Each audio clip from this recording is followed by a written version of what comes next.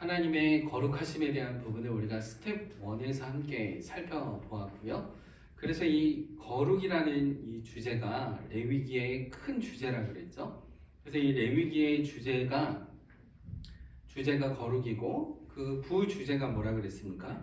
하나님과의 관계를 어떻게 할 것인가 라고 하는 부분이 부주제라 그랬어요. 그래서 이 거룩이라는 주제가 레위기 1장부터 27장까지 어떻게 적용이 되는지, 어떻게 그 거룩이 27장까지 드러내고 나타나는지 우리가 함께 살펴보고 있는 중입니다.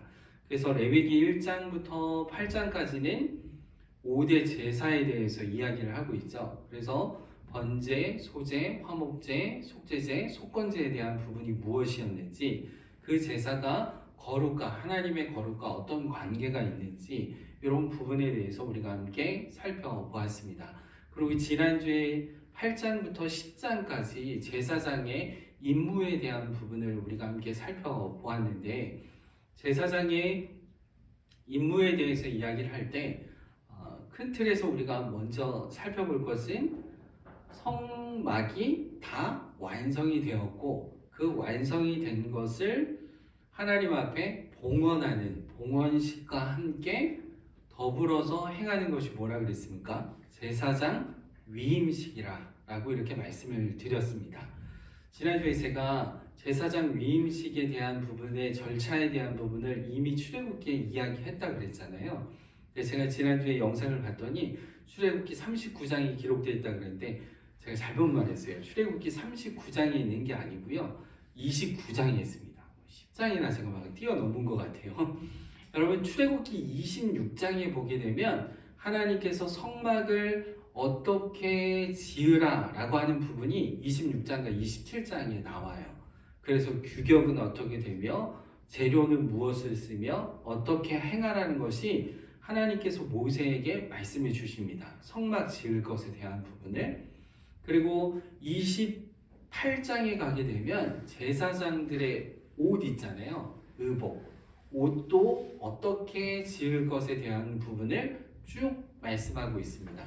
그리고 출애굽기 29장에 가게 되면 앞으로 제사장이 위임식은 어떤 절차에 거쳐서 하라라고 하는 부분을 출애굽기 29장에 기록하고 있습니다. 그리고 난 다음에 출애굽기 맨 마지막 40장에 가게 되면 성막을 뭐 하게 되죠? 완성하게 되죠. 성막을 완성하고 난 다음에 완성이 다 되었을 때 하나님의 임재하심이 완성된 성막에 거하게 되죠. 구름 기둥으로 거하게 됩니다. 구름 기둥으로 임하여서 그 하나님의 영광이 충만할 때 성막에 아무도 들어가지 못했습니다. 그때 하나님께서 모세를 성막 안으로 부르시잖아요. 그래서 레위기의 제목이 뭐라 그랬습니까? 히브리어로 바이크라, 그리고 불렀다 라고 하는 부분이라고 했습니다. 그래서 레위기의 시작은 하나님께서 모세를 부르시는 것부터 시작되는 거예요. 그래서 불러서 하나님께서 모세에게 말씀하시는 내용, 왜 회막으로 불렀는가? 그것은 한마디로 정의하면 레위기 11장 45절 말씀이라는 거죠. 내가 거룩하니까 너희도 거룩하라 라고 하는 부분을 말씀하시기 위함이었다 라고 말씀을 드렸습니다. 여러분, 그래서 출애굽기 40장에 성막이 완성되었으면 그 다음에 이제 해야 되는 일이 뭐예요? 그 다음에 해야 되는 것이 레위기 1장부터 8장까지 기록된 게 제사에 대해서 기록을 했잖아요. 이러한 제사를 지내라. 5가지 제사에 대해서 기록하고, 그 다음 8장부터 7장까지 그렇게 제사에 대해서 기록하고, 8장부터 10장까지는 이제 뭘 하는 거죠? 성막이 다 완성되었으니까 성막 봉헌식을 하는 겁니다. 플러스 뭘 하는 거예요? 제사장 위임식을 하는 거예요. 이해가 가시죠? 그래서 출애굽기 29장에 위임식을 어떻게 하라고 하는 순서대로 위임식을 하는 겁니다. 그래서 성막 봉헌식 플러스 제사장 위임식 이렇게 두 가지를 겸해서 함께 하고 있는 내용이 레위기 8장부터 10장 안에 담겨져 있는 내용입니다. 여러분, 그래서 우리가 지난주에 여기까지 함께 살펴보았어요. 그래서 위임식 절차들을 쭉 진행하는 가운데 세 가지가 있다 그랬죠. 첫 번째는 뭐였습니까? 처음으로 성막 안에 누가 들어가는 겁니까? 아론이 들어가는 거죠. 지성소에 아론이 들어가는 겁니다. 처음이죠. 지성소에 아론이 들어가고 또 모든 제사, 그러니까 번제부터 시작해서 번제, 소제, 화목제, 속제제 이렇게 모든 제사를 다 한꺼번에 어떻게 하는 거죠? 한 번 다 행하는 겁니다. 그래서 제사를 제사장들이 다 하는 거예요. 이렇게 행함으로 말미암아 봉헌식과 함께 위임식 가운데 그 모든 것들이 다 들어가는 겁니다. 여러분, 이렇게 제사장에게 제사를 다 하게끔 하는 것은 제사장들이 하나님의 거룩하심을 어떻게 하는 거죠? 드러내고 나타내는 직무를 가지고 있다라는 거예요. 그럼 그래서 7일 동안 이 위임식이 이루어지는데 8일째 되었을 때 아론과 모세가 성막 안에 들어갔다가 그들이 나와서 백성들에게 축복을 할 때 하늘에서 불이 내림으로 말미암아 번제단을 다 태웠습니다. 이 불은 어디에서 내려온 거예요? 사람이 만든 게 아니라 하나님께서 불을 내리심으로 말미암아 번제물을 다 태웠습니다. 그래서 이 불은 하나님께로부터 왔기 때문에 이 불은 절대 꺼트릴 수 없는 불이었어요. 이 불은 거룩한 불입니다. 구별된 불이에요. 일반 불하고 다른 거죠. 그래서 제사를 지낼 때 불을 사용했던 것은 거룩한 구별된 불을 사용했던 것입니다. 그런데 이 일에 있어서 하나님 앞에 향단에 숯불에 향을 피워서 하나님 앞에 향을 내러 가는데 나답과 아비후, 아론의 아들인 나답과 아비후가 하나님의 거룩한 불이 아닌 다른 불로 가지고 들어가게 돼서, 그래서 하나님의 명령에 순종하지 않아서 그 자리에서 죽게 됩니다. 여러분, 거룩이라는 것은 코데시, 구별되다, 분리되다 라고 말씀을 드렸잖아요. 하나님이 말씀하신 거룩한 불을 가지고 가지 않았기 때문이죠. 또한 이 성막 봉헌식과 위임식을 통하여서 하나님께서 이제 이들 안에 무엇을 제정해 주시는 거예요? 율법을 제정해 주시고 하나님의 거룩한 백성으로 삼으시는 거예요. 여러분, 방금 우리가 레위기 11장 45절 말씀 외웠잖아요. 그죠? 나는 너희의 하나님이 되려고 너희를 애굽 땅에서 인도하여 낸 여호와라. 내가 거룩하니까 너희도 거룩하라. 이제 이스라엘 백성은 그냥 일반 사람들과는 다른, 세상에 있는 사람들과는 다른 하나님의 백성이고 하나님만 섬겨야 되는 하나님의 거룩한 백성이라는 것이죠. 그래서 하나님이 거룩하니까 너희도 거룩하라 라고 하시면서 주시는 것이 율법이었었던 것이고 제사였던 것입니다. 오늘은 그러면 구체적으로 좀 더 제사장에 대한 부분을 우리가 함께 살펴보도록 하겠습니다. 근데 이 제사장은요, 다른 부분이 있습니다. 대제사장이 있고요, 일반 제사장이 있습니다. 그러면 이 대제사장과 제사장의 차이가 뭘까요? 여기 이미지를 보시면 어떤 차이가 있을까요? 제가 청년들한테, MZ 세대들한테 강의를 했더니 뭐라고 얘기를 하냐면요, 저는 옷 차이가 있다라고 이렇게 보편적으로 사람들이 다 이렇게 얘기를 하거든요. MZ 세대들은 뭐라고 얘기하면 키 차이가 있대요. 그래서 제가 그렇구나 이렇게 생각했는데, 여러분 딱 보시기에도 어떻습니까? 옷의 차이가 있잖아요. 대제사장과 제사장의 의복이 다릅니다. 그러면 대제사장이 갖추고 있는 이 복장은 무엇을 상징하는가, 무엇을 의미하는가, 이 부분을 우리가 함께 살펴보아야 됩니다. 자, 먼저 머리에 쓴 관을 보게 되면 좀 다르죠. 머리에 쓴 관이 있습니다. 관이 있고 그 관에 이마에 보면 뭐가 써 있습니까? 금패가 있습니다. 근데 그 금패에 뭐라고 써 있냐면 여호와께 성결이라고 하는 단어가 써 있어요. 그러니까 이거 단어가 이마에 써 있다라는, 관에 써 있다라는 것은 대제사장은 그만큼 하나님의 거룩하심을 드러내고 나타나는데 역할에 있어서, 직무에 있어서 훨씬 더 무게가 있다라는 것을 알 수가 있어요. 그리고 제사장에 건대가 있습니다. 이렇게 조끼 같은 걸 연결해주는 건대가 있고요. 두 번째, 흉패가 있습니다. 여러분, 이 흉패 안에는 12개의 보석이 박혀 있어요. 이 12개의 보석은 12지파를 상징하고 있습니다. 그리고 이 흉패 안에는 우림과 둔림이라는 게 들어가 있습니다. 우림은 빛이라는 뜻을 가지고 있고요. 히브리 말로는 오르라고 하는 복수형으로 쓰여 있습니다. 그리고 또 둔림이 있는데요. 둔림은 완전함이라는 뜻을 가지고 있어서 히브리어로 탐이라는 단어의 복수형으로 쓰여져 있습니다. 흥미로운 것은 무엇이냐면요. 히브리어의 오르의 첫 글자의 알파벳이 알렙으로 되어 있습니다. 알렙. 그리고 그러니까 둔림의 첫 글자는 타프로 되어 있습니다. 이 얘기는 히브리어 알파벳 처음과 마지막, 그러니까 알파와 오메가와 같은 의미로 담겨져 있는 것이 알렙과 타프, 히브리어의 알렙과 타프가 처음 글자와 끝 글자로 이렇게 되어 있듯이 하나님은 뭐라는 거죠? 처음과 끝이라고 하는 부분을 완전함을 드러내고 계신 부분이에요. 그래서 이 우림은 저주의 뜻을 가지고 있습니다. 우림은 저주의 뜻을 가지고 있고 히브리어 아라에서 파생된 단어로 해석할 수 있는 부분이고요. 그리고 둔림은 완전한, 그러니까 죄가 없는 상태를 상징하는 것이 둔림입니다. 그래서 우림과 둔림이 제사장의 흉패 안에 두 가지가 들어가 있어서요. 무엇인가를 결정할 때 우림과 둔림으로 결정을 하게 되어 있습니다.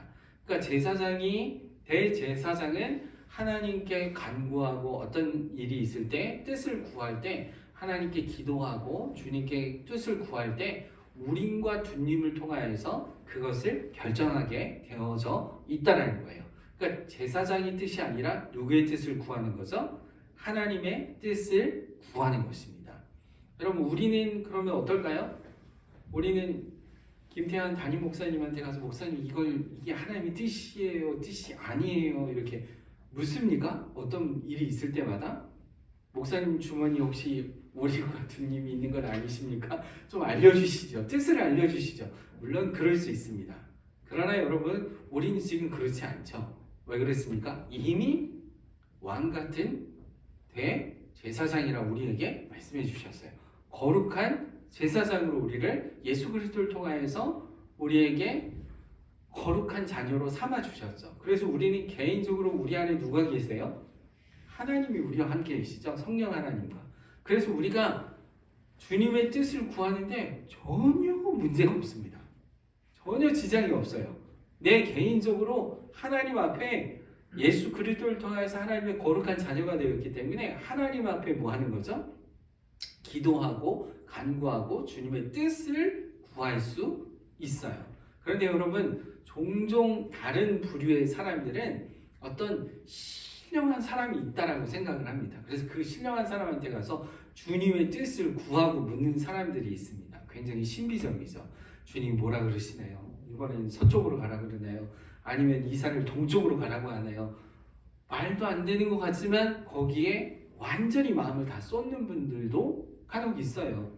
심지어는 땅도 팔고 집도 팔아서 남편 몰래 아내 몰래 팔아서 바치는 경우도 있습니다.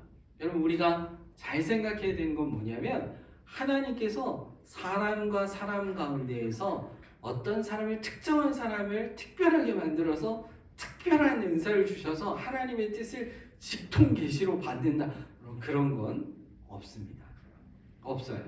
우리의 신앙은 예수 그리스도를 통하여서 우리 안에 내주하시는 성령 하나님과 함께 교제하는 가운데 그분께 아뢰 때 그분께 주님께 아랠 때 주님께서 우리의 마음 가운데 어떻게 하시는 거죠? 뜻을 알게 하시고 우리의 삶 가운데 그분의 영광이 드러나고 나타날 수 있도록 우리를 인도해 주시는 줄로 믿습니다. 아멘.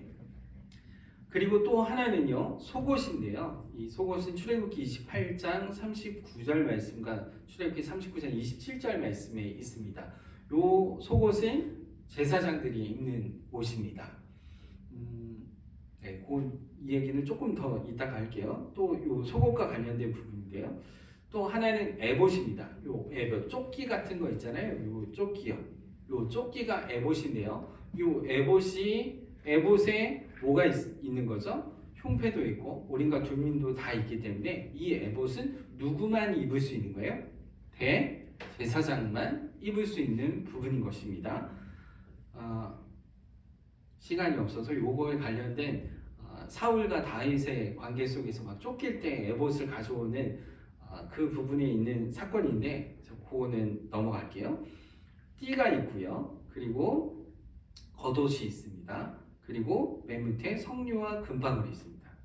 이 성류와 금방울에 대한 부분인데 대제사장이 1년에 한 번 대속죄일에 지성소에 들어가게 됩니다.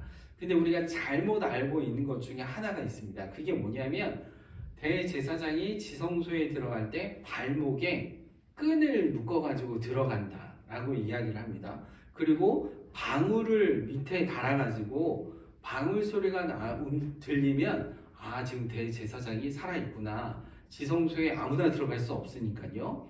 살아있구나. 만약 방울 소리가 나지 않으면 죽은 거다. 그래서 끄집어내야 되는데 어떻게 끄집어낼 수가 없으니까 줄로 묶어놨던 것을 이렇게 끌어당겨가지고 이렇게 빼낸다라고 이야기를 하잖아요. 여러분 그런 얘기 들어보셨나요? 네, 믿으시지 않으셔도 됩니다. 예, 사실이 아니라 그래요. 그게 아닌 거예요. 절대 끈을 묶고 들어가지 않습니다. 그리고 방울을 달지 않습니다. 왜냐하면 대제사장이 1년에 한 번 대제사장이 지성소에 들어갈 때 총 4번 들어가거든요. 이 부분에 우리가 이제 절기할 때 좀 더 제가 자세하게 설명을 해드리겠지만 아무튼 4번을 들어갑니다. 대제사장이요. 대속죄일에. 한 번은 부삽에 숯불과 향을 가지고 들어가요. 지성소에. 들어가서 연기를 냅니다. 그래서 자신을 그대로 드러나지 노출되지 않게끔 연기를 내고 나오게 돼요. 그리고 두 번째 들어갈 때는 자신을 정결케 하기 위해서 황소를 잡아서 황소의 피를 가지고 지성소에 들어갑니다. 그래서 위로 한 번, 아래로 7번 속죄소에 피를 뿌리고 나오게 되었어요. 그리고 세 번째 들어갈 때는 아사셀 염소를 잡아서 아사셀 염소의 피를 가지고 또 속죄소에 위로 한 번, 아래로 7번 피를 뿌리고 나오게 됩니다.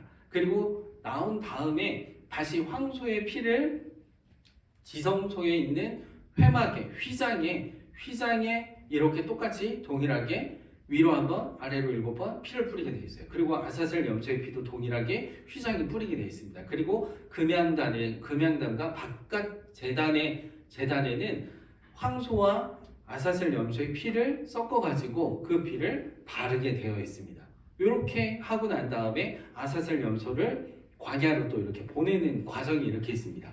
그런데 이렇게 대제사장이 그 지성소에 4번을 들어갔는데 대속죄일에 4번 들어갔는데 요 복장으로 들어가지 않는다라는 거예요.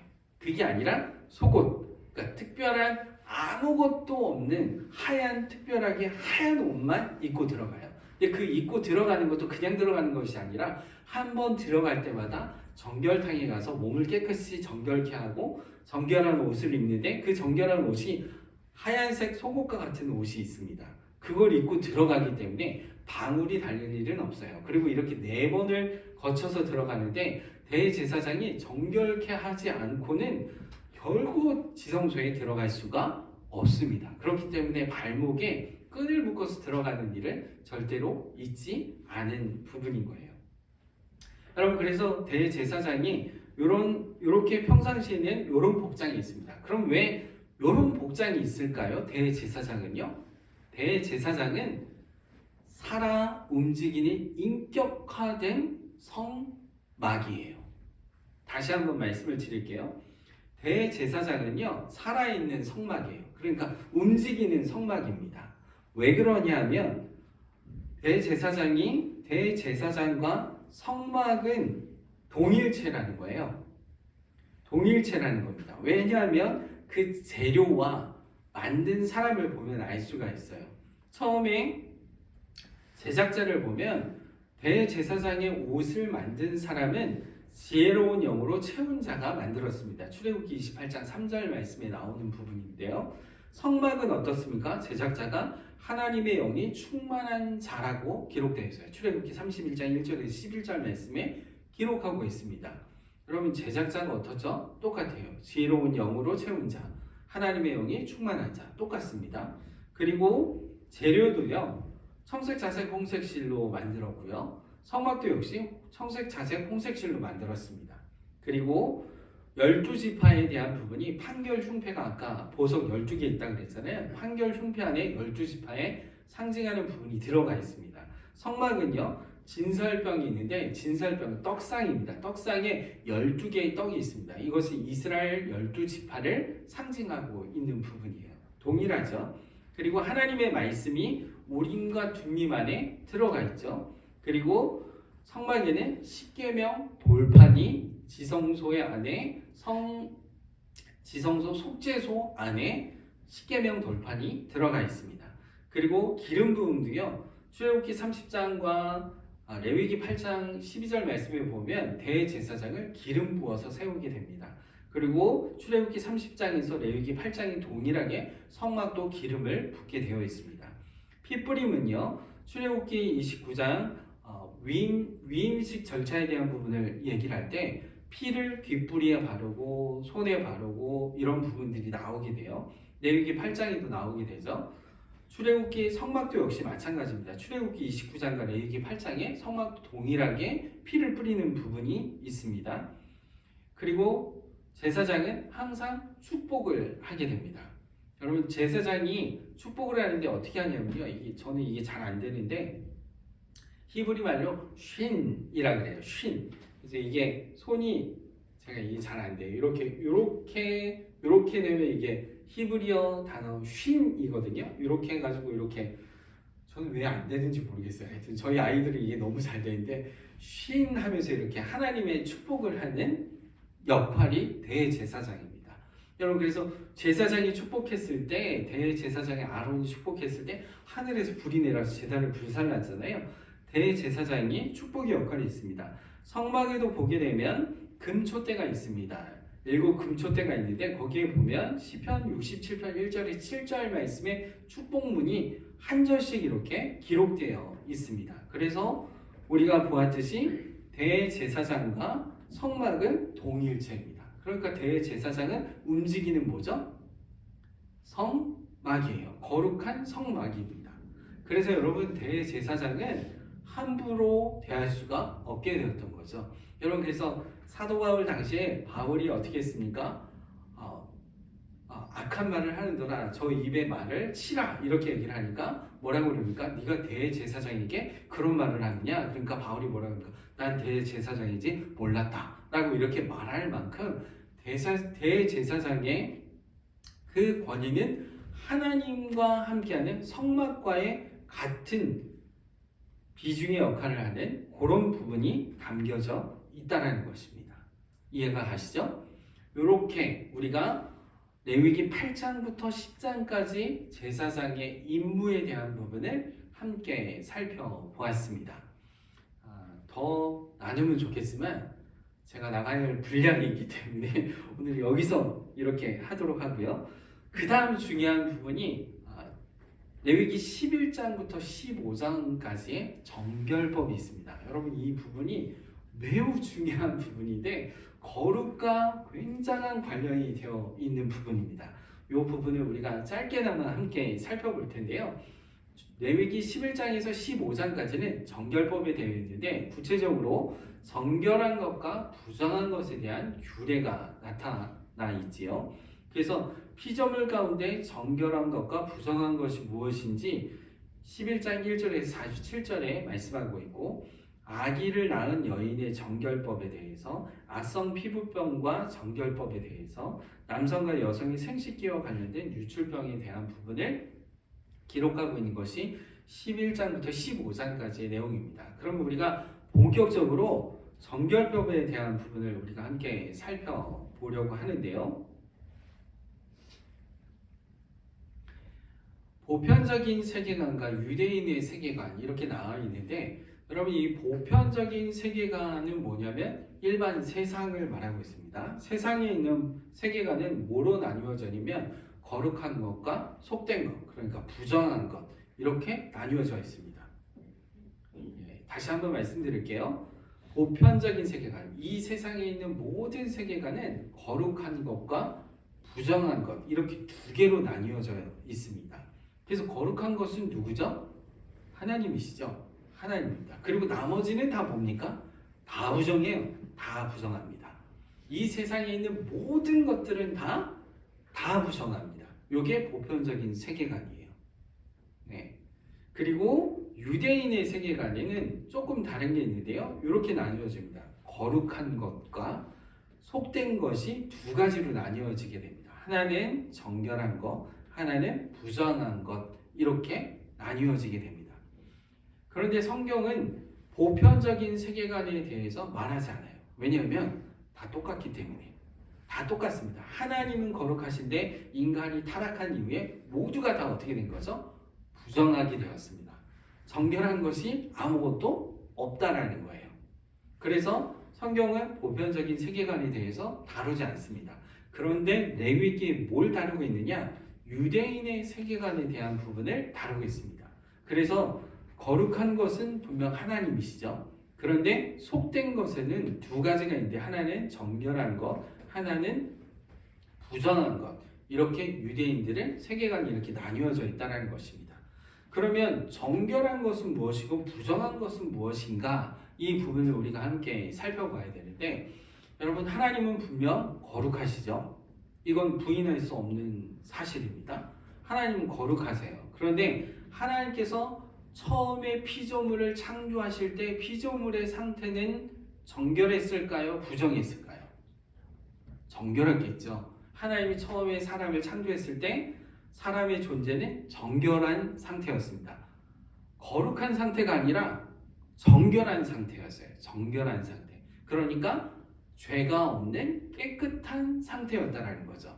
그래서 하나님과 거룩하신 하나님과 피조물은 정결한 상태이기 때문에 하나님과 교통하는데 전혀 지장이 없었습니다.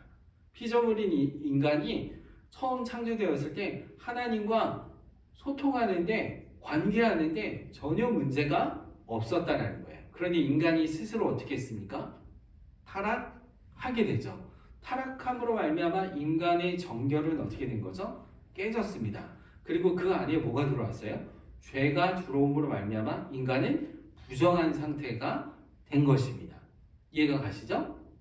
그래서요, 하나님은 거룩하시고 거룩하신 하나님께서 사람을 창조했을 때 처음의 상태는 정결한 상태였습니다.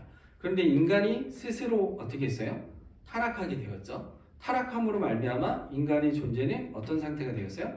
부정한 상태가 되었습니다.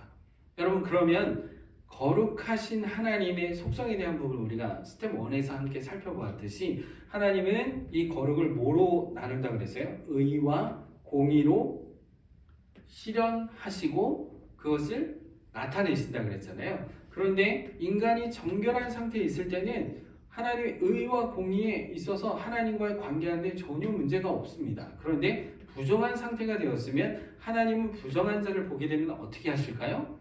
그대로 부정한 것을 하나님의 거룩한 속성상 그것을 부정하네 하고 그냥 이렇게 넘어가실 수 있는 분이 아닌 거예요. 그렇게 넘어가면 하나님은 더 이상 거룩하신 분이 아니신 거죠.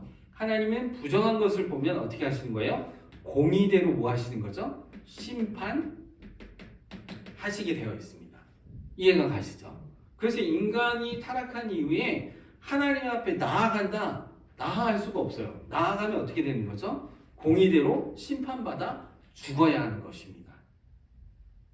그래서 인간이 심판받아 죽어야 하기 때문에 죽어야 하는 부분이죠. 그 부정한 상태이죠. 그래서 하나님 공의대로 심판을 하시기 때문에 그래서 하나님이 심판하시는 것을 최종적으로는 하나님께서 최종적인 심판은 어떻게 하셨어요?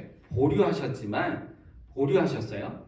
인간을 구원하시고자 하나님 구원 계획을 세우셨잖아요. 그래서 인간을 최종적으로 완전하게 심판하는 것에 대한 부분은 보류하셨지만 하나님이 보류한 인간을 볼 때 인간의 존재가 부정하기 때문에 하나님이 하나님 앞에 나아간 자는 공의대로 어떻게 해야 돼요? 심판받아 죽어야 됩니다. 그래서 하나님께서 부정한 자들이 하나님 앞에 나아가기 위해서 세운 제도가 뭐냐면 제사 제도예요. 제사를 통해서 인간이 어떻게 되는 거죠? 하나님 앞에 나아갈 수 있는 정결한 상태가 되는 겁니다. 이해 가시죠? 그래서 인간은요 제사 제도를 통하여서 거룩해지는 게 아니라 정결해지는 거예요. 그러니까 제사는 목적이 아니라 수단입니다. 무슨 수단이에요? 정결케 되기 위한 수단이 제사 제도였습니다. 만약 제사 제도가 없다면 하나님 공의대로 어떻게 하는 거죠? 심판하시기 때문에 제사 제도가 필요했던 것이죠. 그래서 제사 우리가 번제 때 살펴봤듯이 인간이 하나님 앞에 죄를 범하게 되면 죄를 정결한 상태가 아닌 게 되는 정결한 상태에서 부정한 상태로 되는 건 두 가지가 있는데 하나는 뭐냐면 죄를 지었을 때 또 하나는 연약함으로 실수하였을 때 이 두 가지거든요. 그러니까 예를 들면 내가 실수로 죄를 범했어요. 그러면 그 죄에 대한 부분을 가지고 있으면 나는 계속해서 부정한 자이기 때문에 하나님의 백성답게 하나님 앞에 나아갈 수가 없습니다. 그래서 반드시 뭘 해야 되는 거죠? 제사를 지내야 돼요. 그래서 흠없는 짐승을 가져와서 죄의 모든 부분을 자신의 죄에 대한 부분을 짐승의 머리에 안수함으로 죄를 다 정가시키고 그 짐승을 어떻게 하는 거죠? 도살하고 가죽을 벗기고 각을 뜨고 피를 뿌리고 이렇게 함으로 말미암아 정결한 상태가 되는 거예요. 이해가 가시죠? 또 하나는 실수로 연약함. 내가 지나가다가 길가에 가다가 죽은 시체에 접촉되었어요. 그럼 나는 어떻게 된 거죠? 부정한 것과 접촉이 되었기 때문에 그것을 위해서 또 제사를 지내는 거죠. 그죠? 그러므로 말미암아 부정에서 정결한 상태로 되는데 필요한 것이 제사 제도였다라는 것입니다. 네, 조금 어렵지만 다 이해하신 줄 알고 제가 이해 안 되는 표정을 하면 막 계속해서 설명하는 특징이 있거든요. 오늘은 그럴 수가 없을 것 같아요. 시간상. 자, 그래서 부정한 상태에서 정결한 상태로 가기 위해서는 제사 제도가 반드시 필요했습니다. 그래서 이스라엘 백성들이 죄를 지었거나 이것도 부지중해입니다. 일부러가 아니라 부지중해 죄를 지었거나 부지중해 실수로 연약함으로 부정한 것과 접촉이 되게 되면 정결하기 위해서 어떻게 하는 거예요? 제사를 지내는 부분이 있었던 것입니다. 그리고 또 하나는요. 이 정결한 상태는 따라서 정결한 상태는 완전한 상태가 아니죠. 그죠? 언제든지 정결한 상태에서 부정으로 갈 수가 있는 부분이에요. 그래서 정결한 상태는 완전한 상태가 아니라 불완전한 상태입니다. 불완전한 상태입니다. 그래서 이 정결은 영향력을 주지 못해요. 부정에게 영향력을 주지 못하고 거룩에도 영향력을 주지 못합니다. 왜냐하면 완전한 상태가 아니라 불완전한 상태이기 때문에 그렇습니다. 그런데 이 정결은 반대로 영향력을 받게 되어 있어요. 부정으로부터 영향력을 받을 수도 있고 거룩으로부터 영향력을 받을 수도 있는 겁니다. 그래서 다시 말하면 정결은 영향력을 주지를 못하지만 부정으로부터 영향을 받을 수 있어요. 또 거룩으로부터 영향을 받을 수가 있습니다. 여러분 그래서 부정으로부터 영향력을 받으면 정결한 상태가 어떤 상태가 되는 거죠? 부정한 상태가 되는 겁니다. 아까 말씀드렸던 시체와 접촉되었다든지 죄를 범하였다든지 그러면 정결한 상태에 있던 사람이 부정하게 되는 거죠. 그래서 부정에서 다시 정결로 오기 위해서 필요했던 게 뭡니까? 제사 제도와 의식이 필요했던 것입니다. 옷을 빨고 목기를 닦고 유기는 깨트리고 이런 부분들이 필요했던 것입니다. 또한 정결한 상태에서 성화가 되게 되면 어떤 상태가 되는 거예요? 거룩한 상태가 되는 겁니다. 근데 거룩한 상태에서 다시 속화가 되면 정결한 상태가 되겠죠. 정결한 상태에서 오염이 되면 부정한 상태가 되겠죠. 이렇게 정결은 영향력을 받게 되어 있다는 것입니다. 그럼 우리가 이 개념으로 함께 유대인의 세계관의 정결과 부정에 대한 부분을 함께 살펴보도록 할게요. 그럼 정결과 거룩과 부정이 있습니다. 부정에서 정화가 되면 정결한 상태가 되죠. 그죠? 네, 제가 죄를 지었어요. 그러면 그 죄를 제사 제도를 통하여서 정결케 제사 제도를 통해서 나는 어떻게 되는 거예요? 정화가 되어서 정결한 상태가 되는 겁니다. 정결한 상태에서 성별이 되게 되면 거룩한 상태가 되는 겁니다. 거룩한 상태가 되는 거예요. 반대로 거룩한 상태에서 속화가 되면 정결한 상태가 되는 겁니다.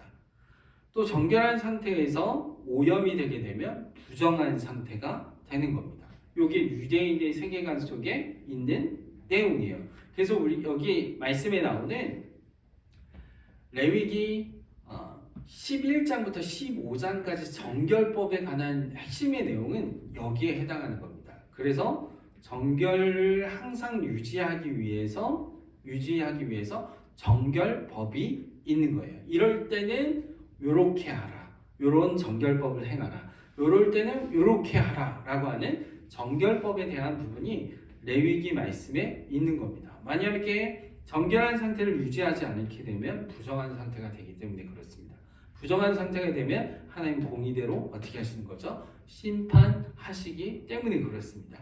여러분 이런 개념으로 있다면 유대인들의 세계관 속에 그럼 구체적으로 한번 살펴볼게요. 사람은 어떤 상태인가? 사람은 온 세상 사람들은 다 부정합니다. 이 개념으로 봤을 때요. 그리고 이스라엘 사람은 어떤 사람이에요? 정결한 상태의 사람들입니다. 정결한 사람들이에요. 그리고 제사장들은 거룩한 사람들입니다. 이해 가시죠? 그리고 짐승으로 봤을 때는 모든 동물은 다 어떤 상태예요? 부정한 상태입니다. 그런데 하나님께 드려지는 구별된 정결한 동물들이 있잖아요. 하나님께서 정결하다고 한 동물들은 정결한 동물이 있고요. 희생제물, 그러니까 제사로 드리는 그 제물은 거룩한 제물이 되는 겁니다. 여러분 그래서 제사 드릴 때 제물은 흠이 있어서는 안 되죠. 흠이 없어야 하는 짐승이어야지만이 희생제물이 거룩한 제물이 되는 거죠. 공간도 역시 마찬가지입니다. 온 세상은 다 부정한 공간이죠. 그러나 이스라엘 땅은 정결한 땅입니다. 왜냐하면 하나님께서 그 가운데 임재하시기 때문에. 그리고 성소, 성막은 거룩한 곳입니다. 하나님의 임재가 임하시는 곳이기 때문이에요. 여러분 그래서 레위기 11장 45절 다시 한번 우리가 되새겨보면 나는 너희를 어떻게 하기요? 나는 너희의 하나님이 되기 위해서 너희를 애굽 땅에서 인도하여낸 여호와다. 나의 백성으로 삼기 위해서 내가 너희를 애굽 땅에서 불러냈어 라고 말씀하시는 거죠. 그죠? 그리고 내가 거룩하니까 너희도 거룩하라 이렇게 말씀하시는 겁니다. 시간도 모든 평일은 부정한 시간입니다. 그러나 안식일, 절기 이때는 정결한 시간입니다. 그리고 속죄일, 특별히 대속죄일은 우리가 절기 때 다루겠지만 대속죄일은 이스라엘 백성이 완전하게 죄에서 리셋되는 날입니다. 그렇기 때문에 속죄일은 거룩한 날이에요. 거룩한 날로 이렇게 정해져 있습니다. 여러분 이 개념으로 봤을 때 이스라엘 백성들이 정결법을 지켜야 되는 것은 의무사항이에요. 의무사항입니다. 그래야지만이 하나님의 거룩한 백성으로서의 역할들을 감당할 수 있는 겁니다. 그래서 레위기 말씀에 보면 만약에 이 율법에 관한 정결법에 대한 부분을 지키지 않으면 무리에서 어떻게 되는 거죠? 빼내는 겁니다. 그러면 그 사람은 하나님과는 무관한 사람이에요. 진영에서 바깥에서 떨어져 나간다는 것은 하나님과 별개의 사람, 아무 상관이 없는 거룩한 백성과 아무 상관이 없는 모습이 된다는 것입니다. 여러분 이걸 좀 다른 개념으로 우리 설명하면 우리 이 세상에 온 세상에 있는 모든 사람들은 하나님의 거룩한 자녀가 되었다라고 말하는 사람들은 다 공통적인 것이 무엇입니까? 예수 그리스도의 공로로 말미암아 거룩한 자녀가 되었잖아요. 근데 내가 예수 그리스도를 부정해요. 예수 그리스도를 부정합니다. 그러면 그 사람은 거룩과는 상관이 없는 거죠. 그냥 일반 사람과 보편적인 세계관 속에 있는 사람들과 동일한 사람들입니다. 동일한 사람이에요. 그러나 우리는 보편적인 세계관을 가지고 있는 사람들과 똑같은 공간에서 삶을 살고 있지만 우리는 분명 예수 그리스도를 통해서 우리는 거룩하다. 너는 거룩하다. 라고 하나님께서 우리를 의롭다 칭하시고 우리를 양자, 자녀 삼아 주시고 그뿐만 아니라 우리를 거룩하게 변화시켜주는 성화의 과정으로 우리를 삼게 하시고 끝까지 완전한 성화, 죄가 아무것도 없는 완전한 성화에 이르는 영화의 단계에 이르기까지, 영화에 이르기까지 우리를 끝까지 하나님이 견인해 가시는 하나님의 은혜가 있는 자들이죠. 그래서 우리가 보편적인 세계관을 살아가는 가운데 예수 믿는 사람은 뭔가 여기에 뭔가 표시가 있고 그런 게 아니고요. 십자가 매달고 다니면 저 사람이 예수 믿는 사람이야. 그렇게 하는 게 아니고요. 자동차에 이투스 물고기 이렇게 마크되어 있는 거 이거 달고 다닌다고 거룩한 존재가 되는 게 아니고요. 우리 어떤 행위를 통해서 거룩해지는 게 아니라 오직 예수 그리스도의 은혜와 공로로 말미암아 너는 거룩하다라고 하나님께서 우리에게 칭하해 주시고 우리에게 은혜를 베풀어 주시는 거예요.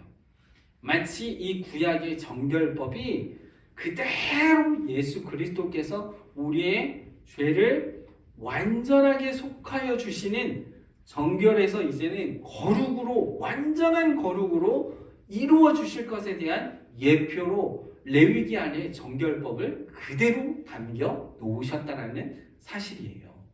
할렐루야. 예. 그래서 이 정결법은 그냥 이 당시에 이스라엘 백성들에게만 주어지는 그런 개념으로만 이해하는 게 아니라 이것이 새 언약, 이 구약의 옛 언약이잖아요. 올드 테스트먼트라 그러잖아요. 근데 뉴 테스트먼트 새 언약이신 예수 그리스도가 오실 것에 대한 부분을 다 뭐 한 거예요? 그대로 예표에 내어놓은 것이 레위기입니다. 레위기 안에 그대로 정결법을 통하여서 이제 예수 그리스도께서 완전한 거룩으로 우리를 거룩한 존재로 삼으시는 것에 대한 부분을 담겨 놓으셨다라는 거예요. 할렐루야. 여러분 이게 아주 결정적인 것을 얘기하는 게 지금 15장까지 얘기했잖아요. 레위기에서 그토록 얘기하려고 하는 거 아주 중요하게 얘기하려고 하는 핵심이 어디에 있냐면 16장에 있습니다. 레위기의 핵심이 뭐냐, 핵심장이 뭐냐라고 얘기할 때 16장입니다. 16장 속죄일에 대한 부분을 말하고 있어요. 시간이 거의 다 돼서 오늘은 속죄일에 대해서 얘기할 수 없을 것 같지만 간단하게 조금 앞부분만 우리가 함께 살펴보도록 할게요. 그 전에 정결과 부정에 대한 짐승에 대한 부분을 우리가 많이 있는데 시간상 제가 이렇게 다 나열을 하고 설명을 할게요. 자, 여러분 정결한 짐승과 부정한 짐승에 대한 오해들이 레위기를 읽으면서 굉장히 많습니다. 그래서 오늘 선지국을 먹어야 되느냐 먹지 말아야 되느냐 이 부분들도 굉장히 중요하게 여기는 사람들이 많이 있습니다. 이것을 간단하게 설명하면 이렇습니다. 정결한 동물은 기준이 굽이 갈라지고 색임질을 해야 됩니다. 소, 양, 염소, 사슴이고요. 부정한 짐승은 육식성 맹수, 시체 청소 동물, 사자, 호랑이, 늑대, 하이에나 뭐 이런 동물입니다. 근데 거기에 중간에 걸쳐 있는 짐승들도 있어요. 뭐 색임질을 하는데 굽이 갈라져 있지 않거나 구분 갈라졌는데 책임질을 하지 않거나 애매모호한 걸쳐있는 게 뭐냐면 돼지, 토끼, 낙타입니다. 그런데 이거는 정결하다고 할 수 없겠죠. 육상동물은 그래요. 수중에 있는 것은 지느러미와 비늘이 있어야 됩니다. 이건 붕어, 잉어, 향어, 동어, 도미 이런 쪽에 있죠. 근데 부정한 건 어떻습니까? 상어, 고등어, 북어, 문어, 조개, 장어. 이게 부정한 거였어? 나 여태까지 이거 다 먹었는데? 뭐 이렇게 생각하는 사람들도 많이 있습니다. 그리고 되게 맛있는 게 또 부정한 쪽이 많이 있어요. 또 이거 먹지 말아야 되느냐? 뭐 이렇게 생각하는 분들이 많이 있죠. 공중에 있는 것은 기준이 없습니다. 참새, 비둘기, 메추라기가 정결한 짐승이고요. 공중에 부정한 것은 독수리, 매, 수리입니다. 그리고 지표면에는 메뚜기, 배짱이, 귀뚜라미가 정결하고 부정한 것은 다 부정한데 특히 뱀, 지렁이, 악어, 쥐 이건 부정한 것에 속합니다. 그러면 이걸 가지고 해석하는 것이 분분합니다. 뭐에 따라서 해석하는 게 달라지느냐? 여러 가지인데요. 첫 번째로 해석하는 부류는 뭐냐면 보건법에 의한 해석을 가지고 해석하는 분들이 있습니다. 그러니까 위생학적인 설명으로 해석하는 분들이 있어요. 그래서 뭐 부정한 짐승은 콜레스테롤이 많다라고 이렇게 해석하는 분들이 있고 기생충이 서식하고 그 다음에 서식 환경이 불결한 곳에 있는 것을 부정한 짐승 그래서 부정한 것이다 이렇게 보건법상으로 해석하는 분들도 있습니다. 또 하나는 뭐냐면요 상징적인 해석입니다. 이것은 여기 난폭한 것은 육식성이고 여기는 초식성이다 이렇게 상징적으로 보는 분들도 있습니다. 이런 풍유적이고 상징적이고 이런 부분들이 알레고리적인 부분들이 있는 해석들이 되게 많거든요. 그래서 심지어 뭐 제가 누구라고 얘기는 안 하겠지만 직접적으로 얘기하지만 옛날에 뭐 성경 공부 아주 유명한 성경 공부 지리산에 일주일 들어가서 하는 데 있습니다. 거기는 가면은 플라스틱 용기를 사용할 수 없어요. 녹그릇만 사용해야 되거든요. 그리고 뭐 순댓국 절대 안 돼요. 그거 먹으면 막 완전 죽음이에요. 막 이렇게 녹그릇만 사용해야 되는 그런 부분입니다. 그리고 막 거기 가면 뭐는 먹어야 되고 뭐는 먹지 말아야 되고 이런 것들 다 구분 지어놨어요. 이렇게 성경 공부를 가르치는 분이 있습니다. 그래서 거기 교회에 해당하는 분들은 교회의 식기가 다 녹그릇으로 되어 있어요. 물컵으로부터 시작해서 모든 그릇이 다 노수로 이 스테인리스로 되어 있습니다. 스테인리스로. 네, 플라스틱 이건 있을 수 없는 일이에요. 그리고 창세기 1장부터 11장 강의하는데 생물학적인 개념과 DNA부터 시작해서 엄청나게 많은 것들을 막 가르치면서 뭐 이런 부정과 정결에 대한 부분을 엄청나게 강조하는 분들이 계십니다. 여러분 그런데 오늘 우린 그렇지 않죠. 네, 우리 교회만 봐도 지난주에 우리는 플라스틱에 밥을 먹었습니다. 그죠? 플라스틱 접시에. 네, 이런 부분들의 해석에 분분한 부분들이 되게 많습니다. 또 하나는 이 당시에 이스라엘 백성들이 광야에서 생활했기 때문에 콜레스테롤이 많은 이 짐승들을 먹게 되면 전염병이 생길까봐 하나님께서 이렇게 구분해 놓으셨다. 이런 분들이 있습니다.